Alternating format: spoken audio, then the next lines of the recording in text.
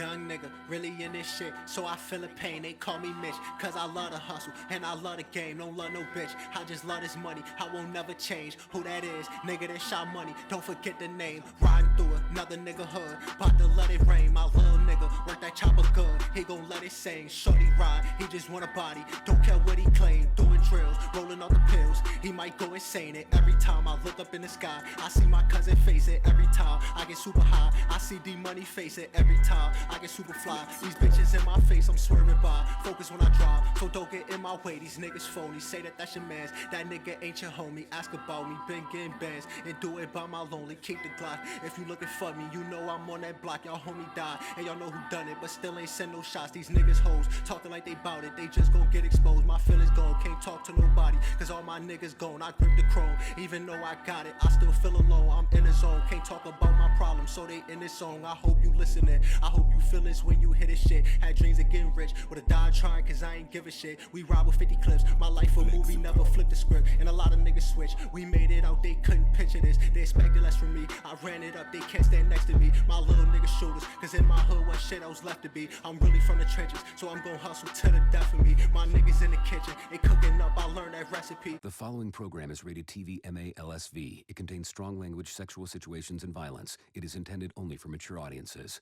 It started off as an average day. Mr. McMuffin trying to teach his class, you know, spread some knowledge throughout the youth, knowing that these kids don't listen. You got Mello and Lil Mo in the back of the class talking about Southside problems. Shit getting hard over there. Then you got the new kid in class hollering at Kiki. Shit, what the fuck Nas at? Nigga about to take his bitch. Oh yeah, and then you got Mr. Rich showing up to class late as usual. But today, that nigga got a hell of an excuse, man. Mr. McMuffin getting on his ass, you know he ain't trying to hear much. But Rich really adamant about telling him what happened to him and why he's on a fucking cane right now. Nigga look crazy, I ain't gonna lie to you. But what happened to him is some shit you wouldn't even understand.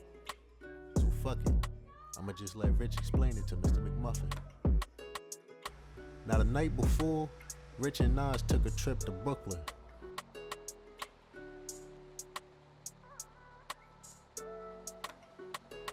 Now of course, neither of these niggas got no car, no transportation, so they had to call up Uncle Lionel to give him a ride.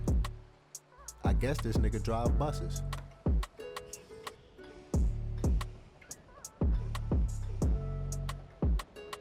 Now the night was going swell, you know what I mean? They was just about to finish their blunt before they heading to the party.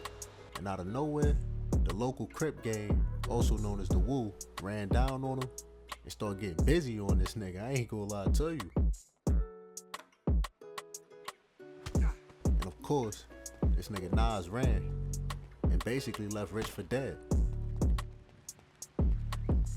Then you got this nigga G-Baby there, recording every day. I don't even know where the fuck he came from.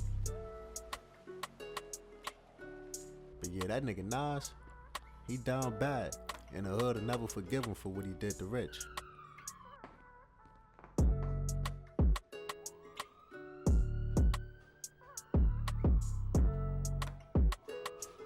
Then later that night, Rich was taken to the local hospital. Look at this nigga, man. All fucked up and shit. This type of shit ain't good in the streets, as it could fuck up your image and your reputation as well. Rich ain't got the strongest one to begin with.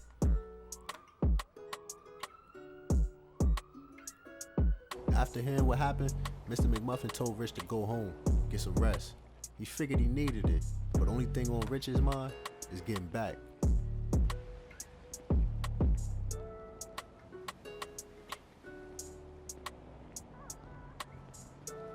Now in the bathroom skipping class as always is this nigga KK and G-Baby.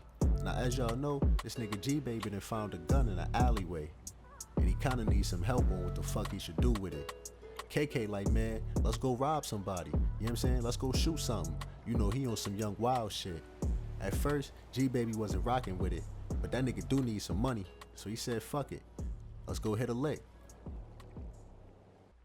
Now as y'all know, the G's had to go all out for Lottie's funeral. He was an outstanding member, and he'll dearly be missed. Outside of the function, Max and Slat had to have a few words. Slat telling Max everything he know about the situation, and he letting them know that they trying to get back ASAP. I'm talking tonight. Max had to calm him down because they don't really know what happened. And the streets hot, and the feds watching, they can't do too much right now. On top of that, they still gotta figure out who sent the drop. They been hearing rumors, and Tracy ain't looking too trustworthy right now, but they gonna keep it cool. Now later in the day, this nigga G-Baby and KK went with their move. They robbed the local corner store off 118th, and they came away with a couple $100. I ain't gonna lie, these little niggas just went crazy. Before this, they was some broke, dirty niggas. Now they got some money in their pocket. You can't be mad at that.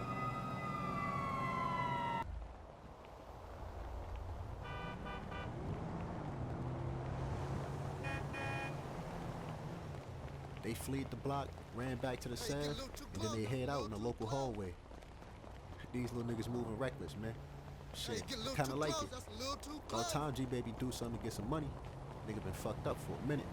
Now Slat and Lil G's had to take a trip to the airport to drop off Kizzy. It seemed like this nigga Kizzy forgot something in the car. Man, them niggas gone. They ain't turning back. But as y'all know, Kizzy been dealing with a drug addiction for a little minute now. So they sent him to rehab, hoping that he get better. Look at Rich. Finally made it back home, trying to tell Kane what happened. Now Kane, he very upset that Nas ran on Rich. He know Rich and Nas got a little problem going on. He just hoping they figure it out. Rich ain't trying to hear none of that shit. This nigga head hurt, leg hurt, you know what I'm saying? He got beat type shit. Nigga ran on him. He felt that. This nigga Kane ain't really got time for that shit, man. He got shit to do. He waiting on TRAPBOY to call him so they could go make this move. TRAPBOY calls Kane, tell him, yo, I'm outside, nigga. Come through. You know we gotta go make this move. Shit about to get wicked, man. My son Kane got a lot of opportunities coming up. Can't fuck that up for nothing. Now, as y'all know, Rich is the king of Instagram Live. Of course this nigga went live and called out all the ops, including this nigga Nas. Told the whole streets how this nigga ran on him and ain't help him when the Woo niggas ran down on him. And he mad at everybody cause you know they been on his ass since it happened cause this nigga G-Baby was on live. The whole Harlem seen this nigga get his ass whooped. So he had to get on there, fess niggas up, you know, shit like that. As usual, this normal shit that we used to seeing from Rich. I wonder will he ever grow up and move away from this toxic lifestyle that he lived. Shit, who knows? At the end of the day, it's Rich. TRAPBOY and Kane went for a drive to talk about their future. TRAPBOY telling Kane he wanna move out the city, start a new life, somewhere else, somewhere fresh. TRAPBOY eyes set on the road. He don't like to be stuck in one place too long, and he always thought about going back home. After the robbery, G-Baby and KK had to have a long talk about what they was gonna do with the gun. They didn't got the first mission out the way, but KK still wanna slide on the ops. He still ain't get over that time when he got jumped by River Courts. G-Baby, he don't really wanna get into all that. On top of that shit, that's murder side business anyway. But him and KK always been cool, so he said fuck it, he let him hold the gun. Back on 116th, in the River Courts neighborhood, Kev talking to Jody about getting more protection and putting some money in his pocket. And he want a gun, cause he tired of getting harassed by the ops. Jody, Ray Ray, and T-Dot, they just laugh at him, cause he a young nigga trying to get ahead of himself. He don't know how this shit go. Now River Courts always been in the middle of fire from all sides, but they always remain to stay calm and prevail through the smoke. They ain't trying to get into no unnecessary beef. On top of that, they got South Side on their ass and the whole East Side crashing down on them. They can't let Kev fuck that up for nobody. And after getting robbed by Rich, shit, Jody moving real still right now. He's still trying to make sense of all this shit. And he owe money to Kizzy. He don't want Hilltop on his ass. Shit getting sticky right now.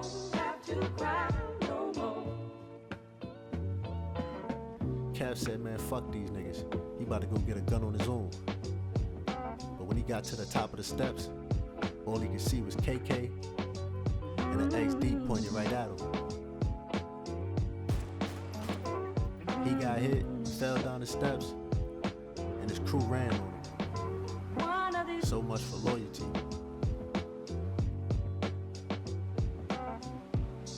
R.I.P. to Kev. River Courts first loss. KK was making his way back home, he dipped through an alley and tried to hide the gun, but the police was already there. Damn, this nigga KK done crashed out. Shit crazy how that shit happened in the streets.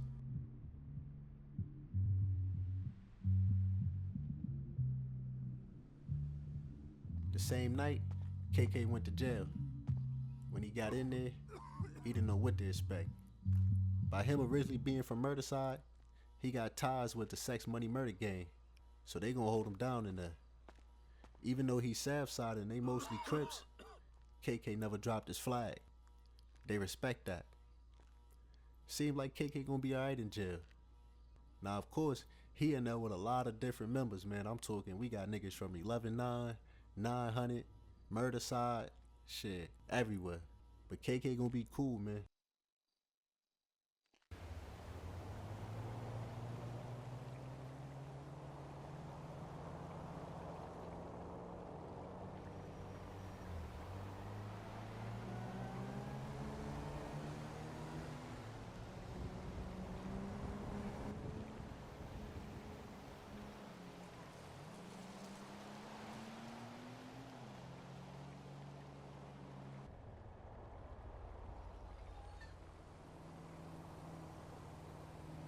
Ever since that situation with Rich, that nigga Nas just been playing his block. He outside shooting dice with AR and Scotty. No matter what happens with him and Rich, the hood love Nas, and the young niggas gonna always slide for him.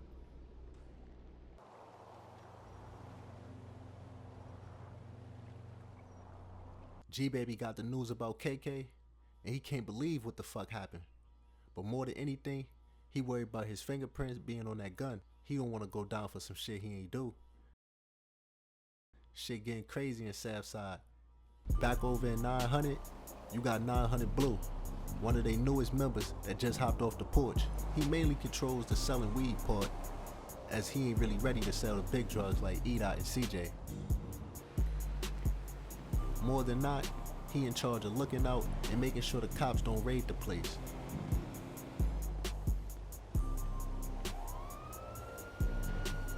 E-Dot making his way to CJ and Trelly to talk about the Lottie situation and what's been going on in the streets. Now everybody in Harlem already know who did that, and of course they gonna want their get back at some point. But CJ ain't worried, as he got other things on his mind.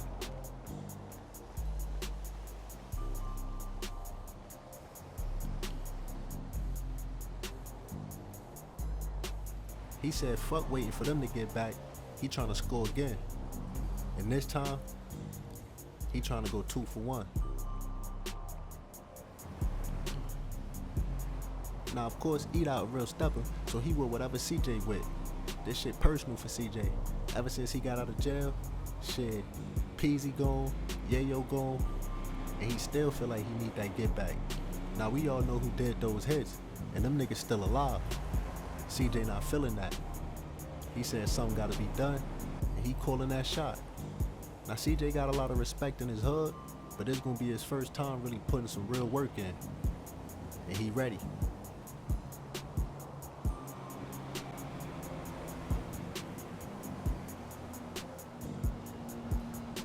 Once G-Baby stopped crying and shit, he made his way back to Brooklyn.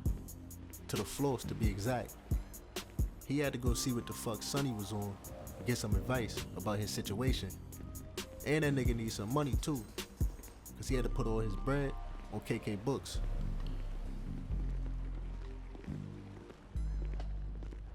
This nigga Sonny on the block is always chilling with Sosa and shit.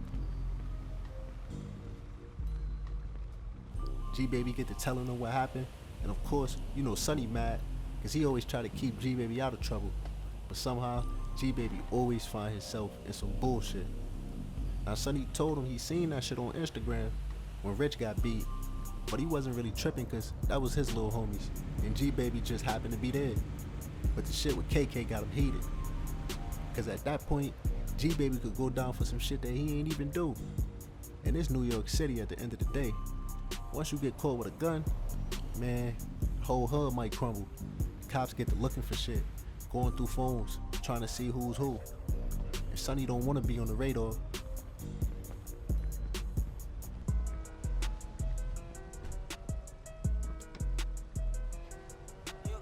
Ever since Pablo died, Sonny been trying to look after G Baby, make sure he's straight.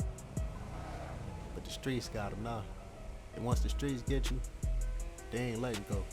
Back on 11-9, we see an angry Slack creeping up. He got his AR out, and this nigga don't look like he playing.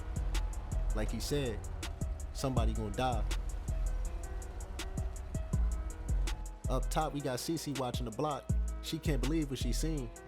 She tried to call the guys, but nobody answering their phone. I guess tonight Slack gonna have it his way. That nigga wanted to get back so bad, he slid dolo.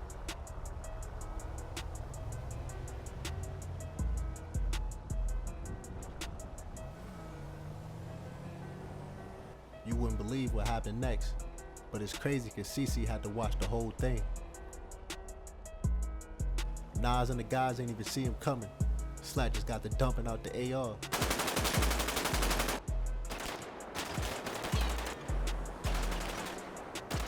Luckily, every shot missed.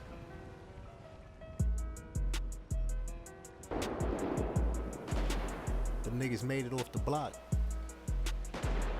Another night running from gunshots. I guess that's just the life in Harlem. Sonny trying to tell G Baby about moving away. Not really out of state, but you know, moving away from Harlem and shit.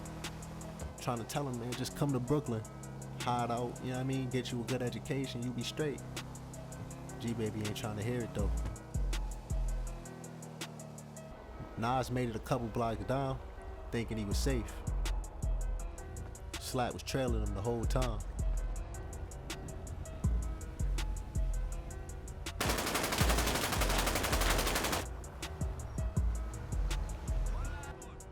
Nas gone. Damn. Nice car.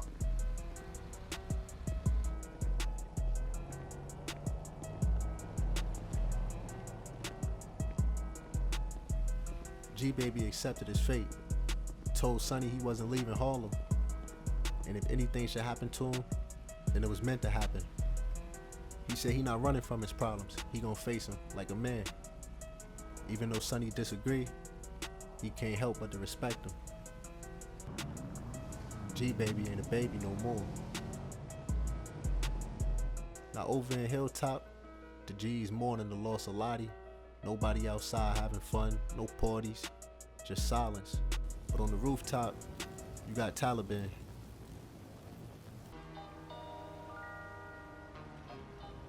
One year later, Kane visited Nas' gravesite. He wanted him to meet his nephew.